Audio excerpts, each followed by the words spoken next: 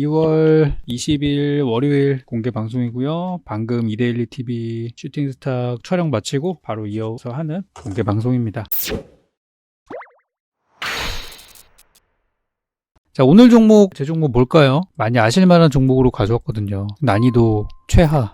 오늘 주제는 탈모였어요. 탈모. 저도 12월 달 초에 코로나 때문에 그때 한번 앓고 나서 좀 머리가 많이 빠지는 것 같아요. 그래서 TV 모니터링을 하면서 계속 이제 머리를 계속 봤는데 제 머리 모양도 좀 별로였고 좀 안경이랑도 좀 안 어울렸던 것 같고 되게 별로더라고요. 네, 오늘 종목은 현대약품. 오늘은 현대약품을 가지고 왔는데 방송에서도 바이오제약주 얘기를 좀 하면서 와, 드디어 이제 바이오제약주가 오늘 시장의 주인공이었잖아요. 이런 날도 오는구나. 오늘 아침에 제가 정의원 방송하면서 했던 얘기가 뭐냐면 장이 휘청하면은 바이오제약주가 잘 간다 그랬었어요. 장이 한번 출렁일 때, 약세장일 때 보통 바이오제약주 잘 가거든요. 강세장일 때는 바이오제약주 주도했던 게 2017년도나 20년도 코로나 때 좀 이렇게 특수한 상황이 있었을 때를 제외하고서는 바이오가 주도하는 경우는 잘은 없어요. 아니다. 뭐 계속 돌아오니까 사이클상으로 이제 바이오제약주가 또 갈 때가 된 거죠. 그래서 아까 방송에서 제가 바이오제약주 들고 계신 분들 오늘 방송 많이 이제 보자고 그렇게 이제 말씀을 드렸거든요. 오늘 금리 얘기가 좀 나왔어요. 미국의 금리 상황이 지금 미국은 어떤 상황이죠? 미국은 이번에 물가지표가 높게 나와서 금리 인상을 할 건데 이게 3월 달에 합니다. 미국은 3월 달에 금리 인상 예정이고 3월 23일인가 그래서 아직 시간이 좀 남아 있어요. 그래서 미국은 이제 금리 인상을 할 텐데 목표치, 그러니까 금리 목표치를 또 좀 상향 조정할 수도 있다는 얘기가 좀 나오고 있어요. 그래서 요것 때문에 요즘 시장이 좀 그랬었거든요. 미국은 지금 금리가 저런 상황이에요. 물가지표가 높게 나와서. 근데 우리나라는 어떨까요? 우리나라. 이 이야기를 왜 하는지 말씀드릴게요. 한국은 이번에 물가지표가 어떻게 나왔을까? 한국도 물가지표가 높게 나왔어요. 그래서 우리나라도 금리 인상을 해야 되는 게 지금까지의 상황이었어요. 지금까지 우리나라는 미국의 영향을 많이 받기 때문에. 자, 그런데 우리 정부에서 이제 어떤 얘기를 좀 했냐면은 최근에 우리나라가 지금 경기 침체다라는 얘기를 공식 인정을 했어요. 어떠한 정책으로 이제 가게 되냐면 물가를 잡는 것보다 경기 회복에 좀 우선을 두겠다. 이런 얘기가 이제 최근에 나오고 있거든요. 금리를 왜 올리는 거죠? 금리는 물가를 잡기 위해 올리는 겁니다. 경기를 살리는 게 아니에요. 물가를 잡기 위해서 이제 금리를 올리는 건데 지금 우리 정부에서는 물가보다는 지금 경기를 살리는 거에 좀 우선적으로 정책을 한다고 하게 되면서 이제 이번 주 목요일이죠. 목요일에 우리 한국에 금통위가 열리는데 여기에서 금리 동결이 될 것을 다수가 이제 예상을 하고 있어요. 정부 정책이 그러니까. 정부가 만약에 물가를 잡기 위해 최선을 다하겠습니다 그랬으면은 이번에 금리를 올렸을 거예요. 다가오는 목요일에 올릴 거예요. 근데 물가보다 경기 회복 얘기가 많이 나오면서 이번에 금리 동결을 다들 예상을 하고 있는 거예요. 현재 우리 금리가 얼마죠? 우리나라 금리가 지금 3.5인데 더 안 올린다는 의견들이 굉장히 많고요. 아까 전에 그 증권사에서 나온 전망치를 보니까 대다수가 더 올리지 않는다 쪽으로 이제 예측을 하고 있고 소수 의견이 3.75까지는 갈 거다. 그리고 언제부터 금리 인하를 할 것이냐? 금리 인하 언제부터냐? 빠르면 올해 안에 그리고 늦어도 내년 상반기. 이게 지금 주 전망치들이에요. 그래서 요즘에 금리가 되게 민감한 게 정부에서 고금리로 마진을 남긴 은행들에 대해서 계속해서 감독을 하고 있죠. 근데 이런 것들이 맞물리는 거예요. 그래서 지금 우리나라와 미국이랑 금리가 따로 가는 게 그런 거예요. 무조건 미국을 따라가지 않습니다. 예전에 미국의 폴 볼커 의장이라는 이 아저씨가 연준의 의장이었을 때 이 아저씨가 금리를 20%를 올린 적이 있었어요. 그것 때문에 막 많은 기업들이 난리가 나고 기업들 무너지고 가게 파산 나고 뭐 작살이 났었죠. 그리고 나서 이제 물가를 잡았어요. 그래서 그때 이제 미국이 그런 한 번의 교훈을 얻었죠. 무리하게 금리를 올려가지고 물가를 잡는 것이 효과는 있지만 충격이 너무 크기 때문에 그런 일들을 다시는 일어나지 않게 하기 위해서 그 이후부터는 미국에서는 미리 이제 어떤 큰 변화가 있기 전에 미리 사인을 주죠, 계속해서. 그게 지금까지 이제 이어져 오고 있어요. 근데 우리나라가 만약에 미국을 따라서 저렇게 한다, 뭐 하진 않겠지만 저렇게 한다 그러면은 지금 아마 상당히 힘들 거예요, 우리. 물가는 잡히겠지만 경기는 회복이 더딜 수 있어요. 그래서 우리나라는 지금 미국이랑 금리 정책이 조금씩 다르게 가고 있는 상황입니다. 아시겠지만 지금 아시아에 있는 중국이나 일본은 금리 동결이거나 작년까지는 금리 인하였어요. 재작년까지. 그랬던 거 생각하면 아시아에 있는 국가들은 미국이랑 완전히 똑같이 가진 않는 거예요. 일본이 얼마 전에 금리 올린다 그랬다가 난리 났었잖아요. 이 얘기를 제가 이제 왜 하냐면은 요즘 이제 기술주들이 많이 움직이는데 기술주 강세장이 나왔었어요. 뭐 인공지능이나 반도체나 이런 것들이 이제 많이 움직였었는데 기술주 강세장의 배경이 뭐냐면은 인공지능이 테마로 좀 핫했던 것도 이유이기는 해요. AI 챗봇이 빅 이슈가 돼서 그것 때문에 기술주가 올라간 것도 있는데 그것도 그거지만은 미국에서 금리 인상 속도 조절하겠다. 이게 사실은 제일 큰 이유예요. 상황이 맞물린 거죠. 두 가지 좋은 재료가 맞물려가지고 최근에 기술주가 터졌어요. 그러면 왜 기술주랑 금리랑 연결이 좀 될까? 기술주는 IT 기업들 얘기하는 건데 걔네랑 금리랑 무슨 상관이 있을까? 그죠? 이게 연결이 잘 안 되죠? 이유는 굉장히 간단하게도 많은 IT 기업들이 대출을 많이 일으키니까 그것 때문에 이제 금리가 올라가면은 IT 기업들이 힘들어지고 이자 비용이 늘어나니까 금리가 내려가거나 금리 동결하면은 IT 기업들이 좋아진다라는 정말 옛날 사고방식을 지금 계속 고수를 하고 있어요. 우리 시장이 아직 고정관념이 완전히 바뀌지 않는 거예요. 이건 한국도 미국도 똑같아요. 옛날 얘기하는 거예요. 옛날 얘기. 옛날에 IT 벤처 기업들 뭐 벤처 붐이나 2000년대 초반에 있었던 그런 어떤 그때 얘기하는 거예요. 물론 IT 기업들이 완전하게 성장 궤도에 올라서가지고 하는 기업들도 있지만 다수가 그렇진 않거든요. 그래서 제가 이 얘기를 왜 하는 거냐면 바이오 제약주도 비슷해요. 바이오 제약 업종이라는 것도 지금 기술주가 주목을 받는 게 금리의 영향 때문에 올라간다고 얘기를 드렸던 것처럼 바이오 제약 회사가 진짜 어떻게 보면은 진정한 금리 동결이나 인하의 수혜주예요. 이쪽이. 아시겠지만 바이오 기업들 실적이 어떻습니까? 실적 대부분 적자죠. 흑자인 기업도 물론 있어요. 근데 요즘 주가 올라가는 회사들 보면은 적자인데도 불구하고 테마로 잘 올라가요. 그런데도 이 회사들은 살아있어요. 시장에서. 왜냐? 특례 상장이라는 특혜를 받고 있는 거예요. 왜냐면 지금 이 회사들이 지금은 돈을 못 벌어도 나중에 한 방이 있기 때문에 규제로 쳐내지 않겠다는 거예요. 그럼 이 회사들이야말로 어떤 적자나 어떤 빚을 내서 버텨야 되는 구간들이 존재하는데 그럼 이 회사들이야말로 진짜 금리 인하나 금리 동결의 수혜주가 되겠죠.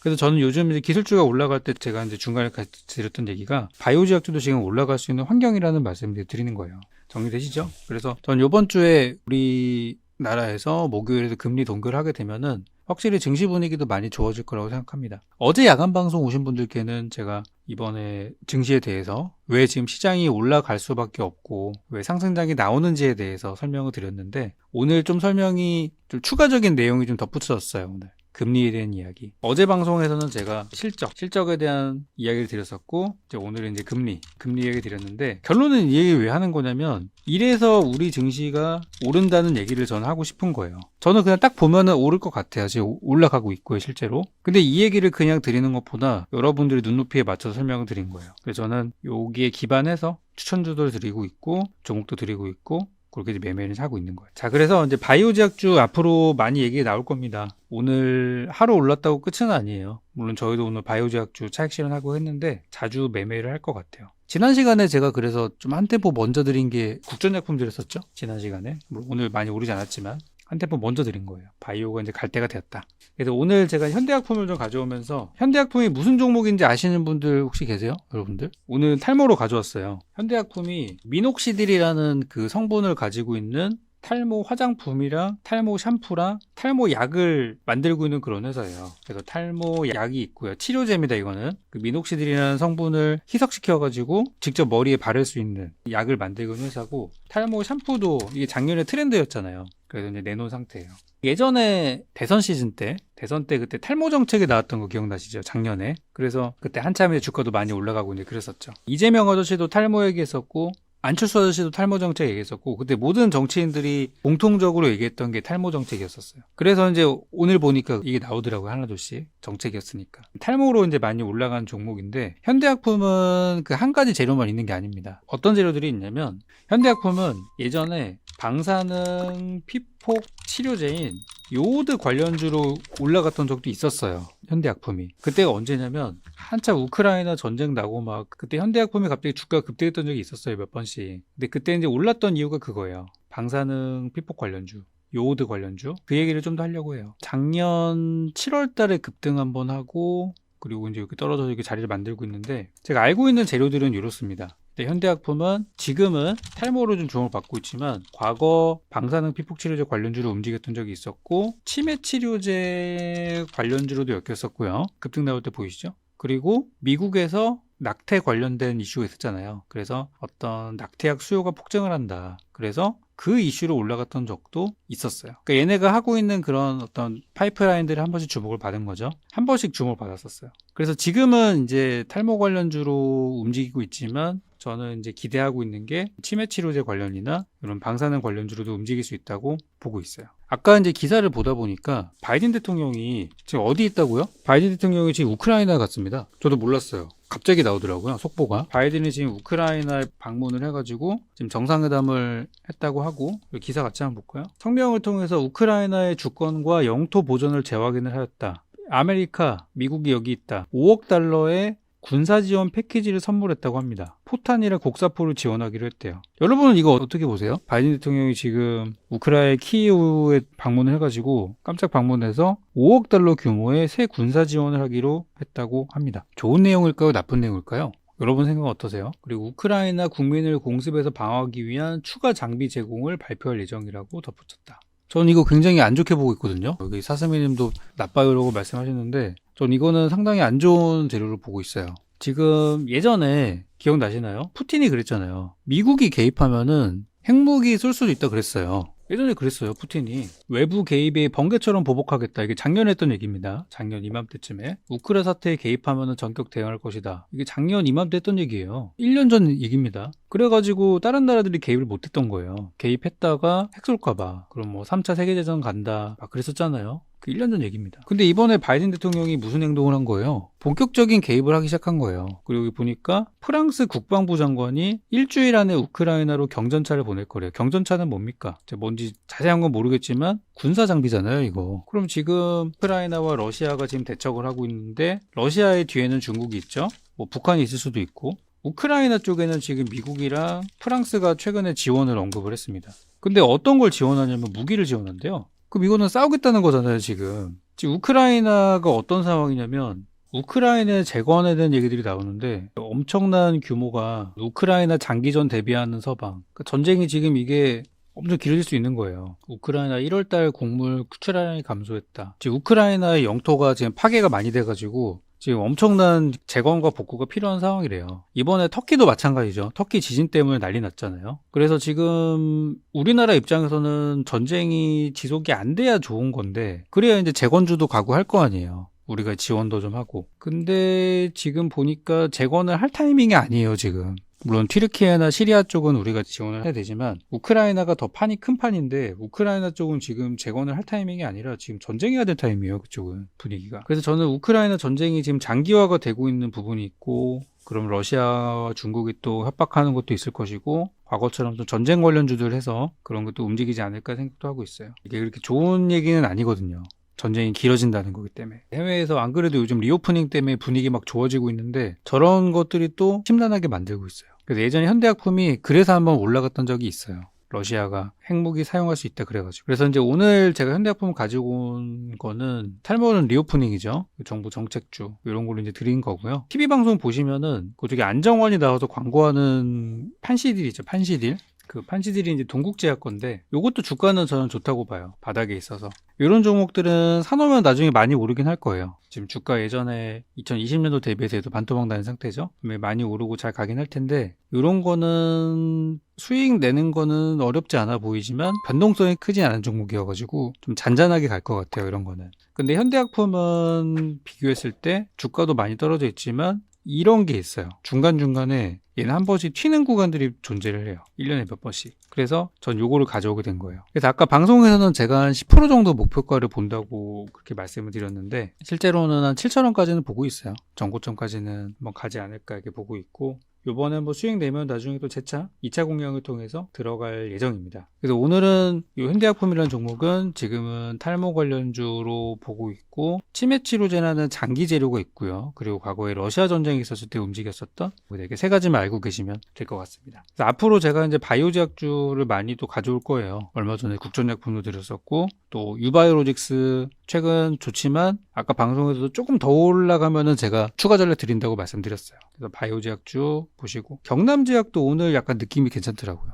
경남제약도 사실 살아나려는 것 같아서 좀 더 보고 말씀드릴 거예요. 그래서 현대약품은 가격 전략은 저는 이제 내일 시가 이하 분할 매수 들어가서 목표는 5,500원인 딱 10% 정도 잡았고요. 오늘 근데 좀 오르더라고요. 제가 이 종목을 선정한 거는 아침이에요, 아침에. 그래서 아침에 원고 써서 보낼 때는 많이 안 올랐었는데 좀 올라오더라고요. 그리고 방송상에서 손절가 목표가 안 나갔었죠. 손절가는 4,600원. 그래서 목표는 한 10% 정도 보고 있는데 요거는 이제 5,500원은 1차 목표가고 저는 장기적으로는 최종 목표는 한 7,000원 부근까지 전망을 하고 있어요. 더 갈 수도 있어요. 일단 저는 그렇게 보고 있습니다. 근데 이번에 이제 실적을 한번 볼 텐데 지금 현대약품이 이번에 이제 감사 보고서 2월 16일에 나와가지고 이번에 실적은 나왔는데 그 막 공식적으로 이게 기사하고 되거나 하지 않았더라고요. 보면 자산은 좀 늘었고 부채도 늘었고 한 걸로 봐서 매출액은 늘었고 영업이익은 흑자 전환이 됐고 당기순이익은 적자폭이 줄었어요. 이번 실적이 잘 나왔거든요.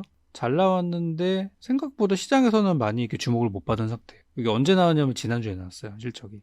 그래서 여기 보시는 이 감사 보고서라는 게 이제 상장 폐지 기업들의 그 운명을 가르는 마법의 단어가 될 거예요. 감사 보고서를 제출 안 한 기업들은 이제 뭐 무슨 일이 있는 거예요. 그래서 현대약품은 이번에 제출을 했고 실적을 제가 봤을 때 잘 나왔어요. 연간 기준으로 봤을 때. 그래서 이번에 보시면은 재무제표 보세요. 증감 비율, 매출액은 16%가 늘었고 영업이익이 흑자 전환되었고요. 당기순이익이 적자폭이 줄어가지고 무려 93%가 늘었어요. 법인세, 비용, 차감전, 계속 사업이익도 흑자 전환됐습니다. 그러니까 어닝 서프라이즈 나온 거예요, 쉽게 말하면. 이유는 매출 증가에 따른 이익 개선이래요. 그래서 현대약품이 이번에 실적이 그렇게 좋을 거라고 예상되지 않았었는데 전망치는 그냥 그랬어요. 3분기 때 적자가 나가지고 근데 연간 기준으로 봤을 때는 실적이 잘 나왔다. 그 말씀을 드립니다. 그래서 오늘 이제 그런 이유로 추천을 좀 드리는데 사실 예전에 제가 현대약품을 추천을 드렸었어요. 아시겠지만 한번 드려가지고 그때 아마 들고 계신 분들은 아직도 이 종목 보고 계실 건데 요번에 물타기나 추가 매수 기회를 삼으셔가지고 잘 빠져나오셨으면 좋겠어요. 그리고 요번에 이제 재무 상태를 보시면서 많은 바이오제약 기업들이 실적이 사실 그렇게 좋진 않아요. 그리고 적자여도 실적보다는 이제 테마를 더 우선적으로 하는 바이오제약 업계의 좀 특성상 실적이 무시되는 경향이 있는데 지금은 어닝 시즌이에요. 어닝 시즌, 실적 시즌이기 때문에 실적이 잘 나오는 기업들을 보셔야 되는 게 맞습니다. 그리고 이번에 실적을 여기 이제 기사화가 되진 않았지만 공시 나온 거를 보시면은 실적이 굉장히 잘 나왔다. 어닝 서프라이즈가 나왔다. 그렇게 보시면 돼요. 2022년도 실적 어닝 서프라이즈. 부각이 아직 안 되고 있는 거예요. 시장에서 바이오 제약주를 그렇게 보지 않으니까. 그래서 정리를 하자면은 현대약품은 실적주로 봐도 좋고요. 여기 적어드린 이런 테마주로 봐도 좋다. 그래서 내일 분할 매수 하신 다음에 올라가면 잘 파시기 바랍니다. 오늘 제가 준비한 내용은 여기까지예요. 요거는 저는 이제 약간 스윙주로 드린 거예요. 스윙 종목으로 잡아드린 거고 7,000원까지 가려면 좀 시간이 걸리겠죠. 증장기 전략으로 같이 이렇게 드리도록 하겠습니다.